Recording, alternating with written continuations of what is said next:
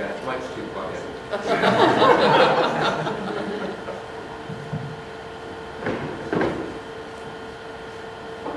Always nice, by the way, to look out at so many friends. That's great. Those of us who are brave and willing to face Michigan winners. Such an exciting day. Right. That's a good showing. Thank you and good morning. We'll get started now. I'm Juan Oliveras, President and CEO of the Kalamazoo Community Foundation, and it's a pleasure to have you all here. Thank you for showing up. We didn't know with the weather, and we're lucky it's today and not tomorrow. It's worse. It's a pleasure to welcome you to this news conference. It was important for us to be here today. We want to share some information about a very important and significant initiative. Joining me this morning is to my left, Mike Larson, who's President and CEO of the Greater Kalamazoo United Way. To my right, Barbara James, Chairperson of our board of the Kalamazoo Community Foundation.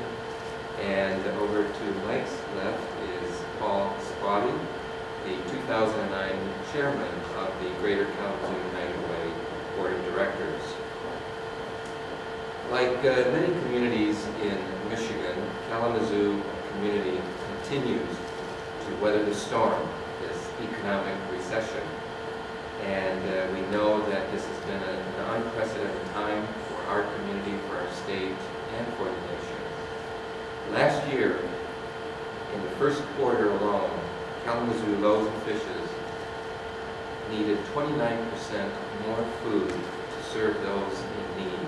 That was way beyond the 2008 record-breaking time that they had. Another source that has given us some information, the Food Bank of South Central Michigan had to increase the amount of food that it purchased by 79%, which was an incredible need out in our community. One other thing that is startling, of those who were homeless this past year in Kalamazoo County, 41% were children. So as a result of this incredible need out in our community, the Kalamazoo Community Foundation and the Greater Kalamazoo United Way came together for a very targeted and unique partnership to raise charitable funds to help our local nonprofit organizations as they provide human basic needs like food, shelter, and housing, clothing, transportation, quality child care, and health care. Led by our outstanding boards of these two organizations and endorsed by several community leaders, we named this effort the Lifeline Initiative. Through our collective energies and in our community, talking to many people, we wanted to throw out a lifeline to those in need in our community. Our goal was to raise significant dollars in a very short amount of time. We wanted to make an impact in our community relatively quickly. So we set out to accomplish this goal by approaching those in our community with a history of charitable intent and generous hearts. We were careful to structure this initiative because we didn't want to affect the United Way campaign, which was due to happen this past fall. We also didn't want to hinder the work that the nonprofits are doing in raising their own dollars. So by design, this fundraising initiative was very focused.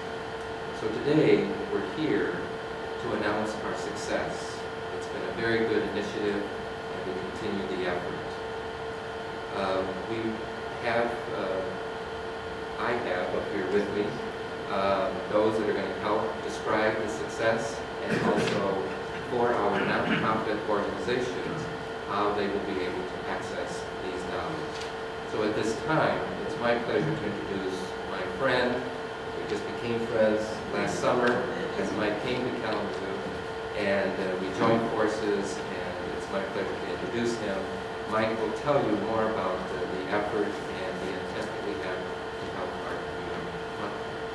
Thank you, Juan, and good morning. We appreciate those who weathered the storm and are here this morning, even though it looks very calm outside. It wasn't that way on 94, I can tell you that. It was a slip and slide.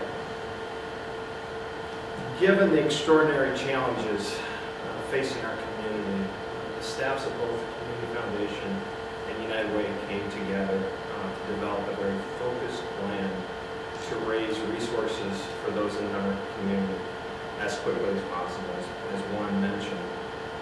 At United Way, we have the privilege to partner with 42 United Way member agencies, and we have the opportunity, obviously, to communicate with them on a monthly basis on what's happening in their organizations, the needs that they are seeing, and how they're trying their best to address those needs. The reality is they can't meet the ever-growing need if they're challenged day in and day out. In a few moments, we're going to talk about where we're at with the number, but I would like to just spend a couple of minutes going back and talking a little bit about what Juan mentioned around the Lifeline Initiative funding priorities.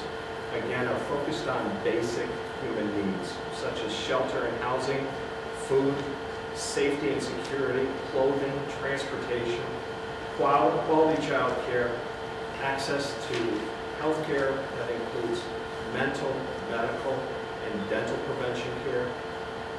To give you an example of what might be an example of the type of grant that could come from the Lifeline, might be as shelters might be able to provide more beds, or a food pantry would be able to provide more food to those in need, or a health clinic to provide someone with medication that they need to stay healthy.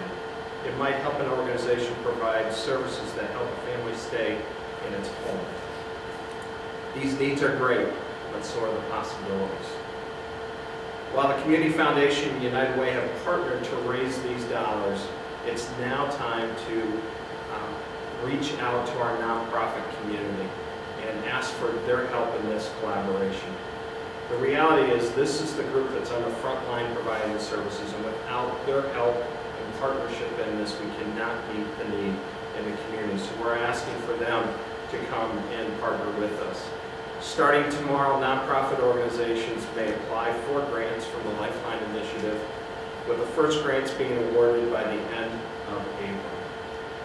The first step in this process, though, is for the nonprofits to review the funding priorities and to see how they fit into those. They can find this out by participating in the meeting that we are going to be holding hopefully tomorrow morning, weather permitting. We've actually invited over 90 agencies to participate in the meeting tomorrow morning, where we will share this, announce this, and let them know how they can access these resources. But the key is that they will have to provide programs that meet the criteria. We will have staff that are going to be available to answer any questions they might have and work with them.